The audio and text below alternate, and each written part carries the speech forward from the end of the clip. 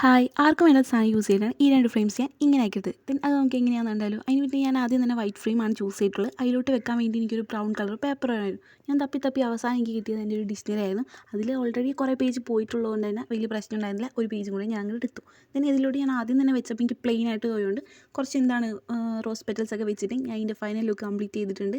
Then ഹോൺസ്റ്റ്ലി guys ഇതിൻ്റെ final look അടിപൊളിയായിട്ടുണ്ടായിരുന്നു. നല്ല രസമുണ്ടായിരുന്നു. ടേബിളിൽ വെച്ച സമയത്ത് തന്നെ അതിൻ്റെ ലുക്ക് തന്നെ മാറിയിട്ടുണ്ടായിരുന്നു. ദെൻ നെക്സ്റ്റ് വൺ വരുന്നതാണ് ബ്ലാക്ക് ഫ്രെയിം. ബ്ലാക്ക് ഫ്രെയിമിൽ ഞാൻ എന്താ യൂസ് ചെയ്തതെന്ന് വെച്ചിട്ടുണ്ടെങ്കിൽ നമ്മൾ ഷോപ്പിംഗ് ഒക്കെ ചെയ്ത് വരുന്ന സമയത്ത് നമുക്കൊരു ബ്രൗൺ കളർ പേപ്പർ ഇട്ടുണ്ടാവും. സോ ആ പേപ്പർ യൂസ് ചെയ്തിട്ടാണ് ഞാൻ ചെയ്തിട്ടുള്ളത്. അത് ഞാൻ ജസ്റ്റ് കയ്യിലിട്ട് ഇങ്ങനെ ചുറ്റുന്നുണ്ട് ഫോർ എസ്തെറ്റിക്കിന് വേണ്ടിയിട്ട്.